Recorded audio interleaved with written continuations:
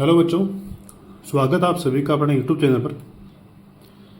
आज अपन करने वाले हैं कक्षा 10 की गणित विषय में प्रश्नावली नंबर 1.1। इसके अंतर्गत अपन पहला क्वेश्चन करते हैं। देखिए, निम्नलिखित संख्याओं को अभाज्य गुणनखंडों के रूप में, एक गुणनखंड के रूप में व्यक्त करना है। इसके अंतर्गत 5 क्वेश्चन है, सभी अपन एक एक करके हल करने वाले हैं। चलिए शुरू करते हैं। वीडियो अगर अच्छा लगे दोस्तों के साथ इसको शेयर जरूर करें, लाइक करें और कमेंट भी जरूर करें। पहला क्वेश्चन है 140। इसको आपको क्या करना है, अभाज्य गुणनखंडों के रूप में व्यक्त करना है। अभाज्य संख्या क्या होती है? अभाज्य संख्या वो होती है जिसके केवल 2 गुणनखंड होते हैं। देखिए,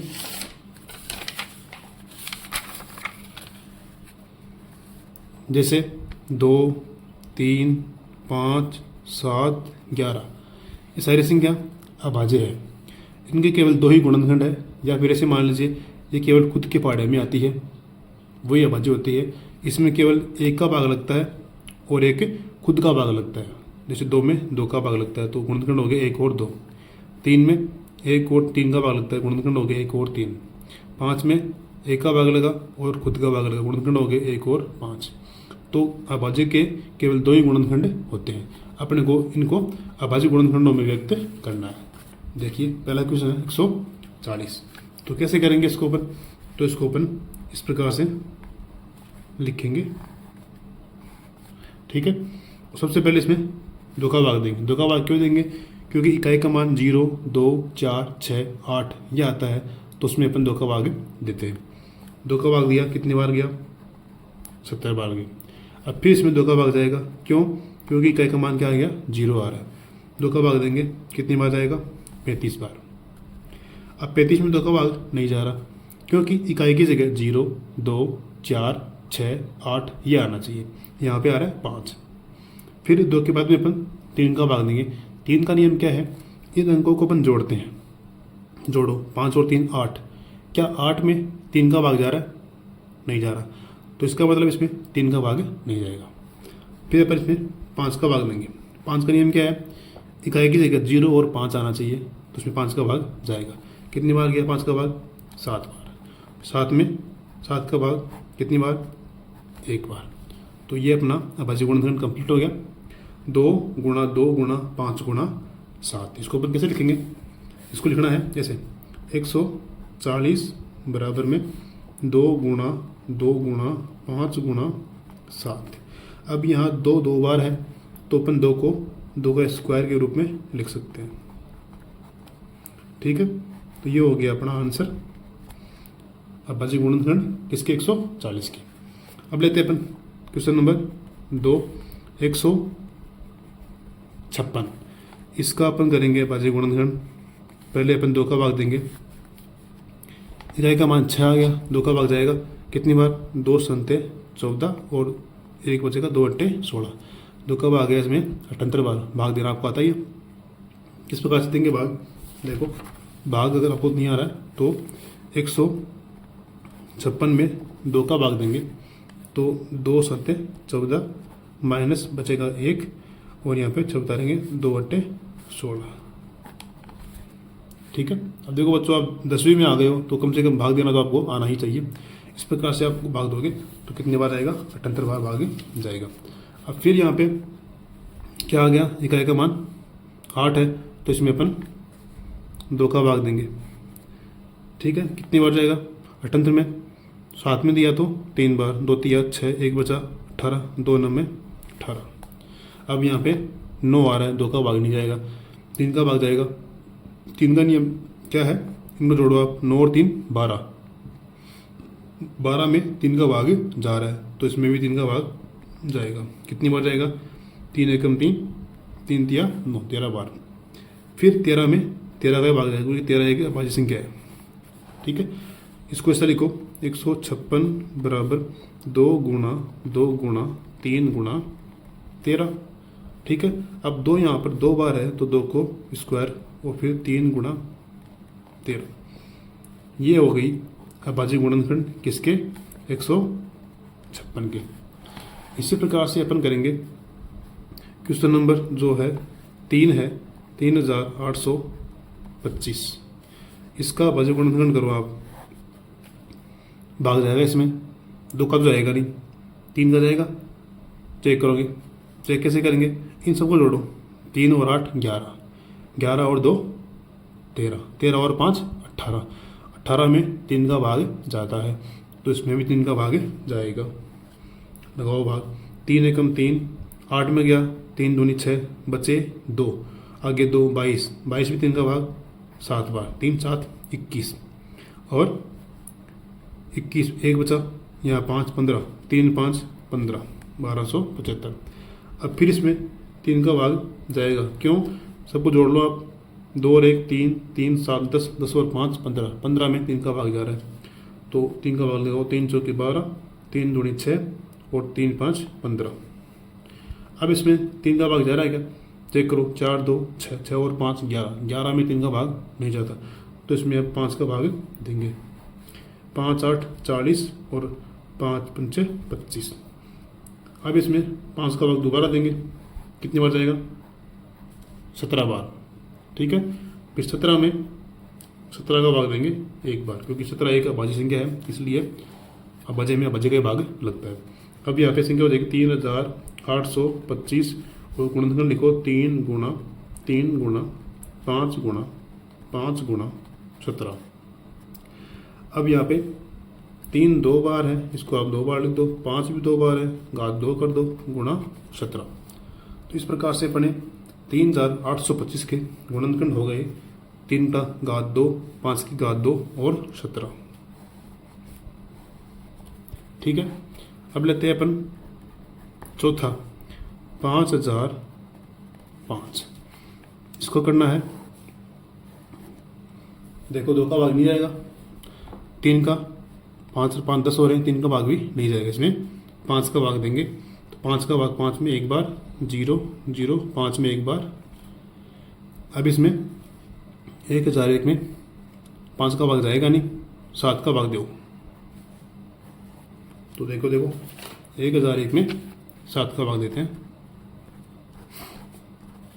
7 एकम 7 माइनस कितने बचे 3, आगे उतारेंगे 0, 7 चौके 28 माइनस कितना बचेगा 2, आगे उतारेंगे 1 21, 7 दिया 21, कितनी बार गया 143 बार, तो 7 का भाग दे दो इसमें 143 बार। अब 143 में किसका भाग देंगे, 7 का जाएगा नहीं, 7 के बाद में कौन सी संख्या है जो अभाज्य है, 11 होती है, 11 का भाग दो, तो 11 एकम 11, बच्चे यहाँ पे 3, आगे 3 33, 11 तिया 33, और 13 में 13 का भाग जाएगा एक बार।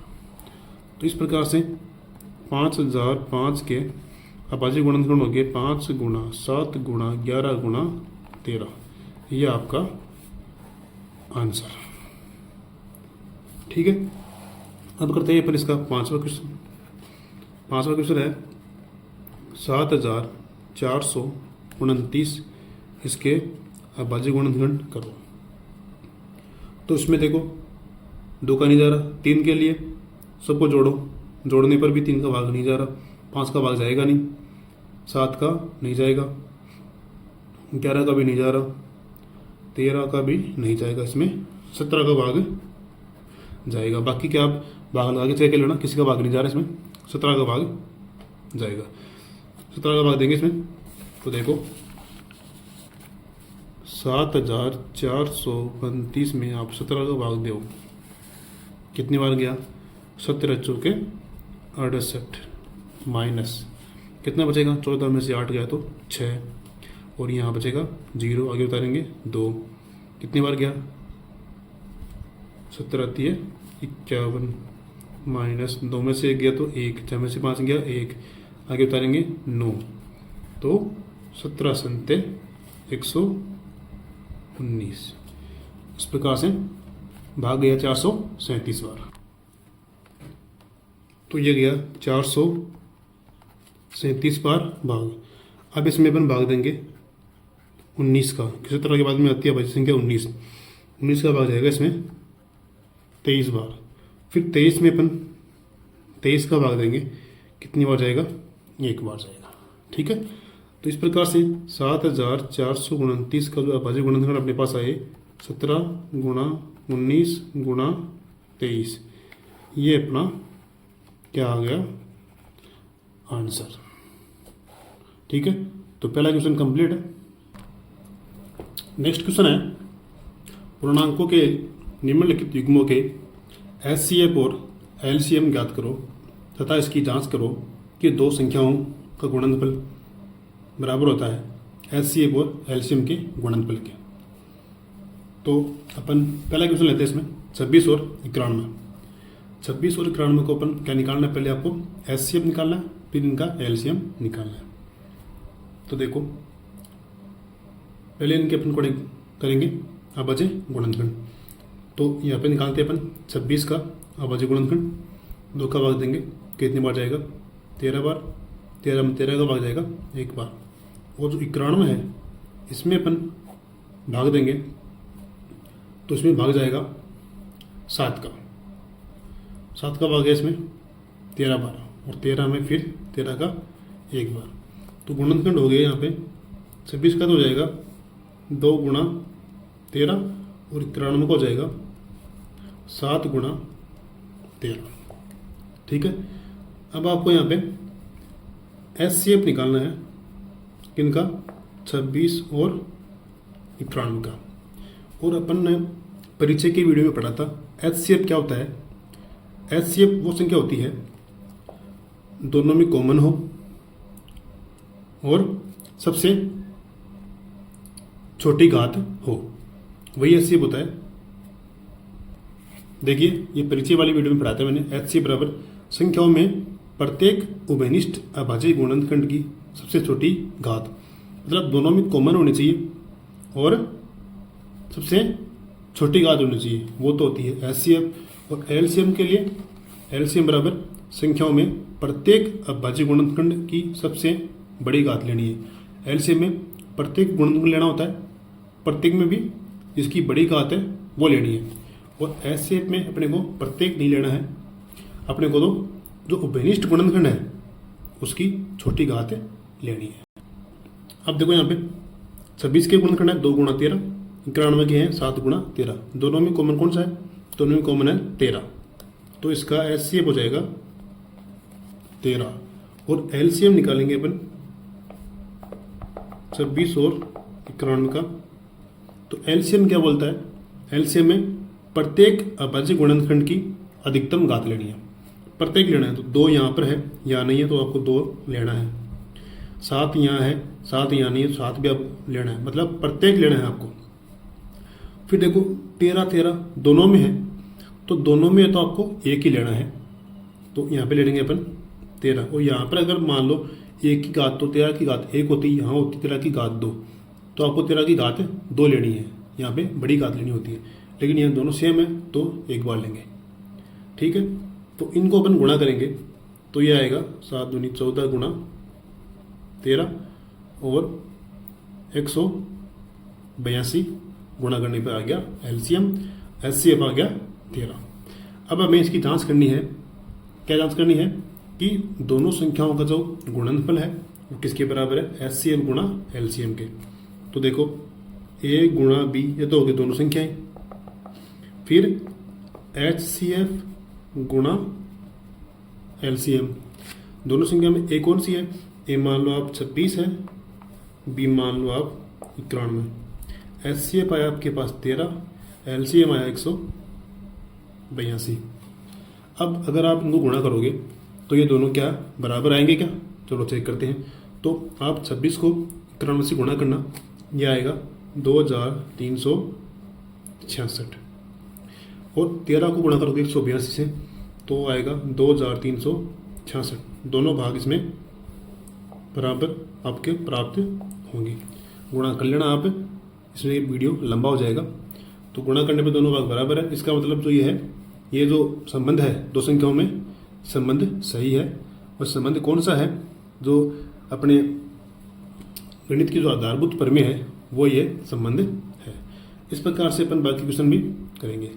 अब करते हैं अपन क्वेश्चन नंबर 2, 510 और 92। तो सबसे पहले अपन 510 के अविभाज्य गुणनखंड करते हैं। 2 का भाग देंगे, 2 दूनी 4, बचेगा 1, 11, 2 पंचे 10, 2 पंचे 10, 2 का भाग चला गया। अब 2 का नहीं जा रहा, 3 का, 5 और 2 7 और 5 12, 3 का भाग जा रहा है, 3 8 24, बचेगा 1, 3 पंजे 15, अब जा रहा है 5 का, 17 बार गया, अब जाएगा 17 का 1 बार। इस प्रकार से अपन 2 3 5 17 इसके अविभाज्य गुणनखंड आ गए। इसी प्रकार से अपन निकालेंगे 92 का। 92 में 2 का भाग देंगे, 2 चौके 8 और 1 बचेगा, 2 छीके 12, फिर 2 का देंगे, 2 दूनी 4, 2 तिया 6, 23 एक अविभाज्य संख्या है, 23 की में 23 का भाग जाएगा। अब यहाँ लिखो 510 के अविभाज्य गुणनखंड कौन से हैं, ये वाले 2 गुणा 3 गुणा 5 गुणा 17, और 92 के अविभाज्य गुणनखंड है 2 गुणा 2 गुणा 23, और इसको आप लिख दो 2 की घात 2 गुणा 23। ठीक है। अब आपको यहाँ पे एचसीएफ निकालना है। देखो एचसीएफ किसका, 510 और 92 का। एचसीएफ क्या होता है, दोनों में कॉमन होना चाहिए और छोटी घात होनी चाहिए। देखो यहाँ पे दोनों में कॉमन क्या रहा है, 3 2 2 यहाँ आ रहा है, 3 यहाँ है, 3 यहाँ नहीं है, 5 5 नहीं है, 17 17 भी नहीं है, 23 भी नहीं है, तो केवल 2 की घात 1 यहाँ है और 2 की घात 2 यहाँ है। दोनों में 2 कॉमन है, लेकिन घात देखो, घात यहाँ 1 है, यहाँ 2 है, अपनों के लिए घात छोटी, तो यहाँ पे 2 इसका एचसीएफ हो जाएगा। एलसीएम में एलसीएम निकालेंगे अपन इसका, तो प्रत्येक गुणनखंड लेना है और उसकी बड़ी घात लेनी है। तो 2 की घात 1, 2 की घात 2, इनमें दोनों में बड़ी कौन सी है, 2 की घात 2 लेंगे और प्रत्येक गुणनखंड लेंगे।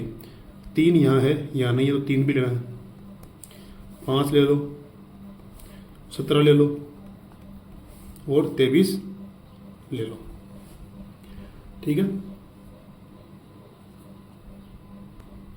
और जब आप इनको गुणा करोगे तो गुणा करने पर प्राप्त होगा 23,460। ठीक है।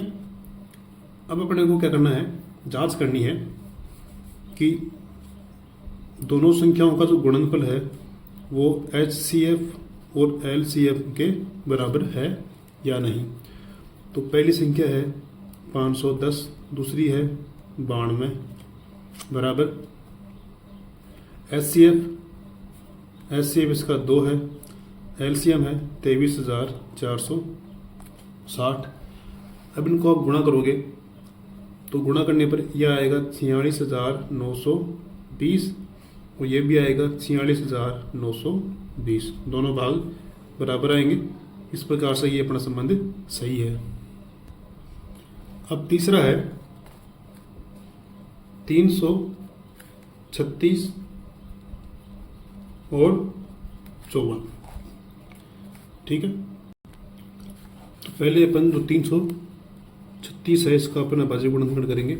2 का भाग देंगे, 2 एकम 2, बच्चा 1 13, 2 छीके 12, बच्चा 1, आगे 6 16, 2 अंटे 16, फिर 2 का भाग देंगे, 2 अंटे 16, 2 चौके 8, फिर 2 का भाग जाएगा, 2 चौके 8, 2 दूनी 4, फिर 2 का देंगे, 2 दूनी 4, 2 एकम 2, अब 21 में भाग जाएगा 3 का, 3 7 21, 7 में जाएगा 7 का 1 बार।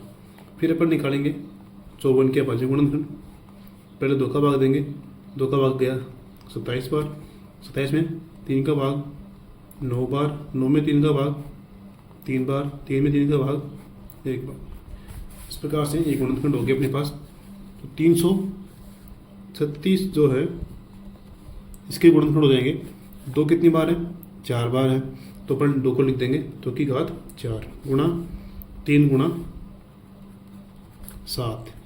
फिर 54 के अविभाज्य गुणनखंड में 2 है 1 बार और 3 है 1 2 3 बार, 3 को घात 3 के रूप में लिख देंगे।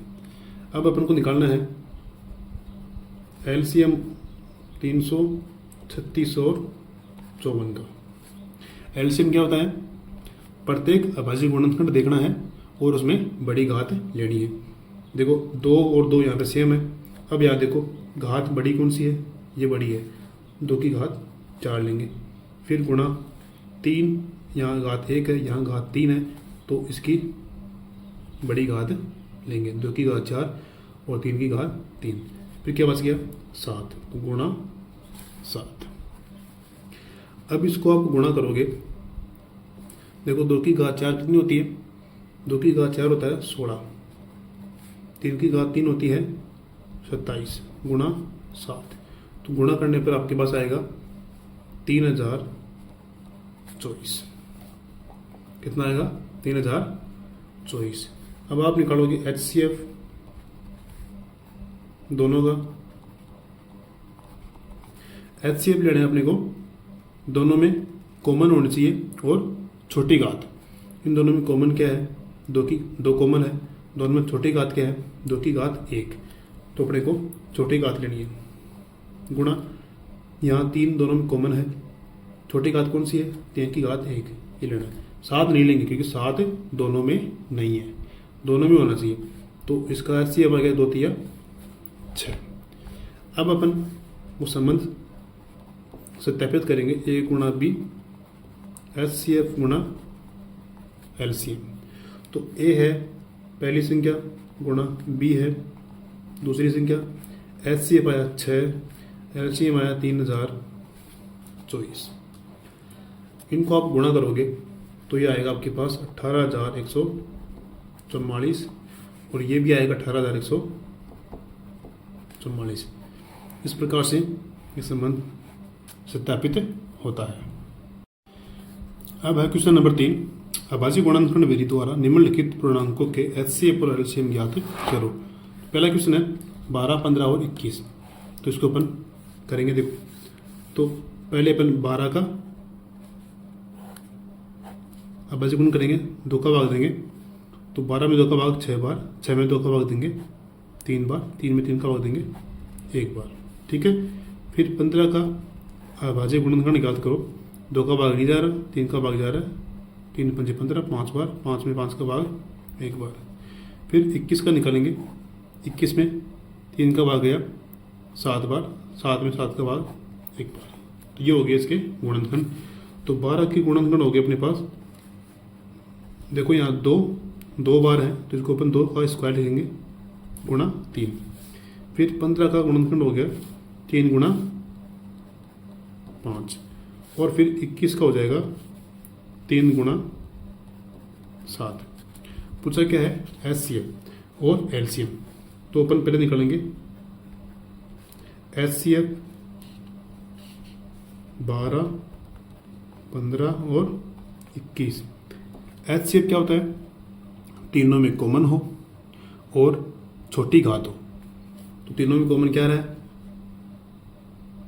तीनों में कॉमन 3। देखो यहाँ पे एक घात 1 है, यहाँ भी 1 है, यहाँ भी 1 है, यही कॉमन है, तो इसका HCF हो गया 3। अब निकालना है आपको LCM 12, 15, 21। LCM क्या होता है? प्रत्येक अभाज्य गुणनखंड आपको लेना है और प्रत्येक में भी तीनों में अगर सेम आ रहा है तो उसकी अधिकतम घात लेनी है। देखो 2 की घात 2, 3, यहाँ 2 की घात 2 अकेली है, तो अधिकतम घात लेनी है आपको 2 की घात 2। फिर प्रत्येक लेना है, 3, 3, 3 सेम है तो 3 आ जाएगा, फिर 5 आ जाएगा, फिर 7 आ जाएगा। LCM में अपन प्रत्येक अभाज्य गुणनखंड लेते हैं और उसकी अधिकतम घात लेते हैं। अब देखो 2 की घात 2 होती है 4 गुणा 3 गुणा 5 गुणा 7। गुणा करो इनको, तो 4 दिए 12, 12 पंजे 60, 60 को 7 से करेंगे 420। ये आ गया इनका LCM, ये आ गया HCF। अब है सेकंड क्वेश्चन 17, 23 और 29। इनके अपन अभाज्य गुणन करेंगे। 17 कैसी संख्या? 17 एक अभाज्य संख्या है, 17 में 17 का भाग जाएगा 1 बार। 23 भी अभाज्य है, 23 में 23 का भाग 1 बार। 29 भी अभाज्य है तो 29 में 29 का भाग 1 बार। तो ये हो गए इनके गुणनखंड। 17 के गुणनखंड 17, साथ में अपन 1 भी ले सकते हैं गुणा 1। 23 का गुणनखंड 23 गुणा 1 और 29 के गुणनखंड 29 गुणा 1। वैसे देखो 1 तो सब में होता है, अपन लिखते नहीं है, लिखना भी चाहिए अपने को 1, ठीक है। जब कोई में एक कुछ भी कॉमन नहीं आ रहा है तो इसका मतलब उसमें एक कॉमन होता है। अब अपने को निकालना है HCF ऑफ 17, 23 और 29। HCF क्या है? तीनों में कॉमन, उभयनिष्ठ और न्यूनतम घात। तो इसका HCF क्या हो जाएगा? इसका HCF आएगा आपके पास 1, यही तीनों में उभयनिष्ठ है। फिर LCM 17, 23 और 29। LCM होता है प्रत्येक अभाज्य गुणनखंड और उसकी भी अधिकतम घात। तो यहाँ पे अपन 17, 23, 29 और 1 ये भी ले लेंगे, ठीक है। तो इसकी गुणा करने पर आएंगे अपने पास 11,339। 11,339 ये हो गया एलसीएम, ये था एचसीएम। अब क्वेश्चन नंबर 3। तो इनके अपन गुणनखंड करेंगे तो 8 में 2 का भाग जाएगा 4 बार, 4 में 2 का भाग जाएगा 2 बार, 2 में 2 का भाग 1 बार, 3 में 3 का भाग 3 बार, 3 में 3 का भाग 1 बार, 25 में 5 का भाग 5 बार, 5 में 5 का भाग 1 बार। तो ये आ गया अपने पास इसके गुणनखंड। 8 के हो जाएंगे, देखो 2 है कितनी बार है? 3 बार है, 2 को ऊपर लिखेंगे 2 की घात 3। 9 का यहाँ 3 कितनी बार है? 2 बार है, तो इसको ऊपर लिखेंगे 3 की घात 2। फिर देखो 25 का गुणनखंड 5 2 बार है, तो इसको भी ऊपर लिखेंगे 5 की घात 2। अब अपन निकालेंगे HCF ऑफ 8, 9 और 25। HCF यानी इन सब में जो कॉमन हो। अब वही बात है, यहाँ पे अपन 1 भी लिख सकते हैं क्योंकि एक ही होता है सब में कॉमन, तो कोई भी कॉमन नहीं हो। तो इसका HCF हो जाएगा आपके पास 1। और LCM निकालेंगे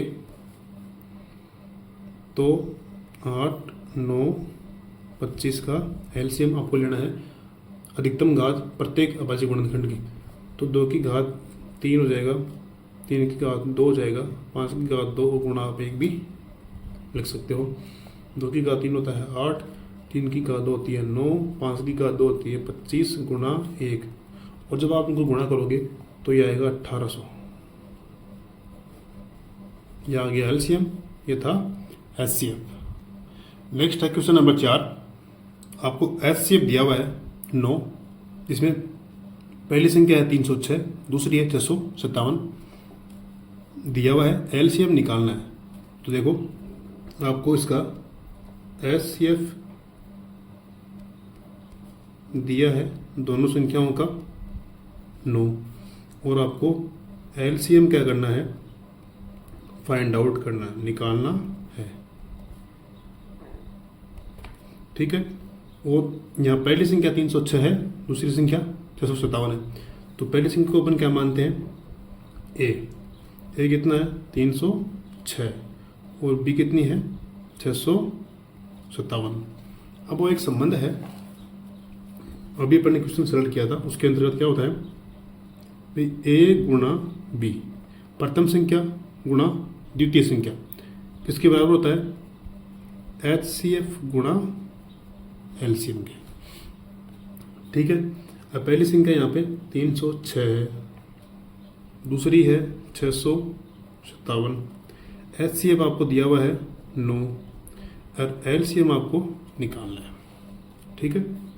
तो ये 9 गुणा में ये चला जाएगा इधर बट्टा में, तो 306 गुणा 657 बट्टा 9 बराबर में क्या बच जाएगा? इधर LCM बच जाएगा। अब इस 9 का अपन भाग देंगे 306 में, तो कितनी बार जाएगा? तो 9 तिया 27 बचेगा 3, 36, 9 चौके 36, मतलब ये 9 के पाड़े से कट जाएगा 34 बार, ठीक है। फिर अपन एलसीएम निकालेंगे, इसको इधर लिख लेते हैं, इसको उधर लिख देंगे। तो 34 गुणा 657, इन दोनों को आप गुणा करोगे तो आपका एलसीएम प्राप्त होगा। आपको कितना आ जाएगा? 22,338, ये आपका एलसीएम आ गया। ठीक है, इस प्रकार से यदि आपको एचसीएफ दिया हुआ है, दोनों संख्या दी हुई है, एलसीएम निकालना है निकाल लेंगे, या फिर एलसीएम दिया हुआ है और एचसीएफ पूछे तो भी निकाल सकते हैं। यही विधि काम करेगी। अब नेक्स्ट क्वेश्चन है, जांच कीजिए कि क्या किसी प्राकृत संख्या n के लिए 6 की घात n अंक 0 पर समाप्त हो सकती है। तो ये 6 की घात n है, क्या ये 0 पर समाप्त हो सकती है? और यहाँ पे प्राकृत संख्या है n, तो प्राकृत संख्या क्या होती है? n बराबर 1 2 3 कहाँ तक? अनंत तक। और यहाँ पर आपको दिया हुआ है 6 की घात n, n का मान क्या है? अपन लेते हैं 1, तो 6 की घात 1 का मान हुआ 6। फिर अपन n का मान 2 लेते हैं, 6 की घात 2 कितनी होती है? 36। फिर लेते हैं अपन n की घात, n का मान 3, 6 की घात 3 कितना होता है? 6 का क्यूब 216। देखो कहीं भी यहाँ 0 नहीं आ रहा, मतलब इकाई का मान 0 आना चाहिए, तो इकाई का मान 0 नहीं आ रहा। अब इकाई का मान 0 कब आएगा? देखो यहाँ क्या है? 6 की घात n है, अपन करते हैं 6 के गुणनखंड। तो 6 के गुणनखंड हो रहे हैं 2 गुणा 3 की घात n। तो जब यहाँ पे कोई भी गुणनखंड में इसमें एक संख्या 5 होगी, तभी यह 6 की घात जो n है वह 0 पर समाप्त होगी, क्योंकि जो 5 है 2 से गुणा हो जाएगा, तो 5 दूनी 10 आएगा, उसमें इकाई का मान 0 आएगा। तो मतलब यहाँ होना चाहिए 2 की घात 5 गुणा n, यहाँ 5 आना चाहिए, क्योंकि 5 यहाँ पे नहीं है। यहाँ क्या है? इसके गुणनखंड में 2 और 3 है, तो इसलिए जो है यह 0 पर समाप्त नहीं होगी। तो अपन इसमें यही कर देंगे कि यहाँ पर, तो इसको अपन कैसे लिखेंगे कि यहाँ पर 6 का गुणनखंड 2 गुणा 5 के रूप में नहीं है, अतः 6 की घात n जो है प्राकृत संख्या n के लिए 0 पर समाप्त नहीं हो सकती, क्योंकि इसका गुणनखंड क्या है? 2 गुणा 3 आएगा, अपने को यहाँ पर 5 सही है, तभी ये 0 पर समाप्त होगी। तो इसको अपन इस प्रकार से लिखेंगे। ठीक है, अब करते हैं क्वेश्चन नंबर 6। क्वेश्चन नंबर 6 है, व्याख्या कीजिए कि 7 गुणा 11 गुणा 13 प्लस 13 और 7 गुणा 6 गुणा 5 गुणा 4 गुणा 3 गुणा 2 गुणा 1 प्लस 5 भाज्य संख्याएं क्यों हैं? तो भाज्य कौन सी होती है? जिनके 2 से अधिक गुणनखंड हो, और अभाज्य जिनके केवल 2 गुणनखंड हो। देखो इसको अपन हल करते हैं। तो पहले अपन लेंगे 7 गुणा 11 गुणा 13 प्लस 13। इन दोनों में देखो अपन 13 कॉमन लेते हैं, क्या बचेगा? 7 गुणा 11 गुणा 1 प्लस 1, तो 13 और 11 को 7 से करेंगे गुणा 77 और प्लस 1, तो ये हो गया 13 गुणा 78। अब 78 जो है वो किसी संख्या है? भाज्य संख्या है, क्योंकि इसके 2 से अधिक गुणनखंड प्राप्त होते हैं। तो यहाँ पर लिखेंगे, क्या लिखेंगे यहाँ पे? इस संख्या के 2 से अधिक गुणनखंड संभव है, अतः ये भाज्य संख्या है। 78 है ना, यहाँ पे ये कौन सी संख्या है? भाज्य संख्या है। अब अपन लेंगे आगे संख्या, इसको यहाँ 2 भागों में बांटते हैं। 7 गुणा 6 गुणा 5 गुणा 4 गुणा 3 गुणा 2 गुणा 1 प्लस 5। अब यहाँ से अपन 5 कॉमन निकालते हैं, तो बचेगा 7 गुणा 6 गुणा 5 की जगह 1 हो जाएगा, 4 गुणा 3 गुणा 2 गुणा 1 प्लस 1। तो इनको अपन गुणा करेंगे तो आ जाएगा 1008, फिर प्लस का 1, ये बन जाएगा 1009। तो 1009 है वो है भाज्य संख्या है, इसके 2 से अधिक गुणनखंड संभव है। तो ये जो लाइन है वो अपन यहाँ पे लिख देंगे। तो यहाँ पे अपन लिखेंगे इस संख्या के भी 2 से अधिक गुणनखंड संभव है, अतः ये भी क्या है, वाज्य संख्या है। तो इस प्रकार से अपन इस क्वेश्चन की व्याख्या करेंगे।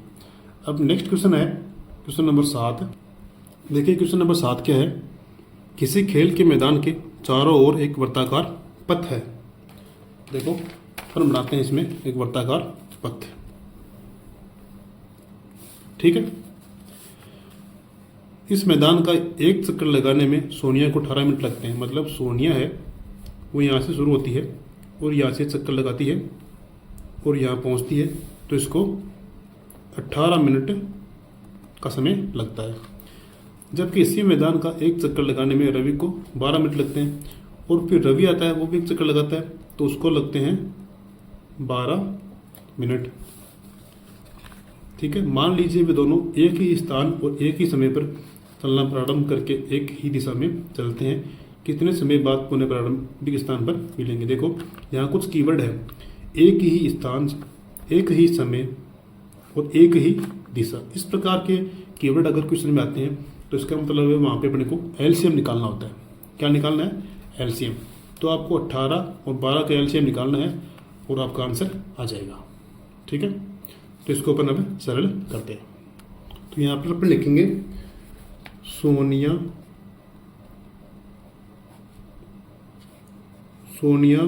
द्वारा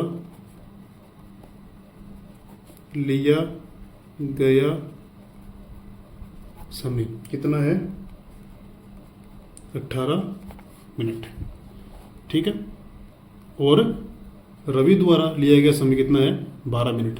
अब ये दोबारा एक ही स्थान पर, एक ही समय पर, एक ही दिशा में चलेंगे तो पूरे कब मिलेंगे? तो ऐसे के लिए अपन को इसमें लैसा निकालना होता है, एलसीएम निकालना है। तो एलसीएम निकालेंगे अपन किसका?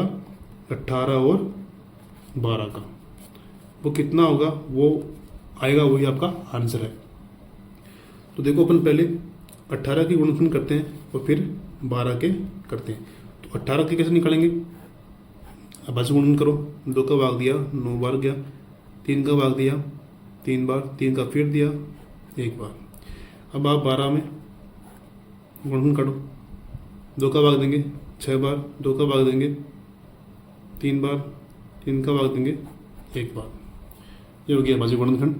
तो 18 के गुणनखंड हो गए 2 गुणा 3 गुणा 3, 2 गुणा 3, यहाँ पर 2 बार है तो इसको मैं 3 की घात 2 के रूप में लिख सकता हूँ। यहाँ पर 2 कितनी बार है? 2 बार है, तो इसको भी अपन 2 की घात 2 के रूप में लिख सकते हैं, 3 अकेला है। अब अपने को निकालना है एलसीएम ऑफ 18 और 12। तो एलसीएम कैसे निकालते हैं? प्रत्येक अभाज्य गुणनखंड की अधिकतम घात।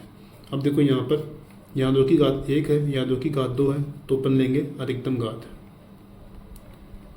यहाँ 3 की घात 1 है, यहाँ 2 है, तो अधिकतम घात लेंगे 3 की घात 2।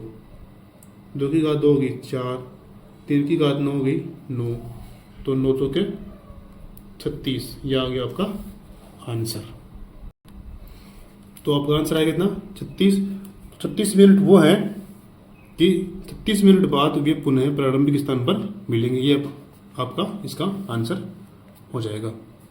तो इस प्रकार से अपनी प्रश्नावली 1.1 यहाँ पर पूरी होती है। वीडियो आपको कैसा लगा?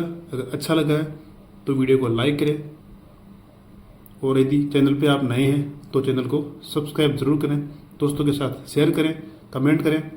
मिलते हैं अगले वीडियो में, तब तक के लिए जय हिंद, जय भारत।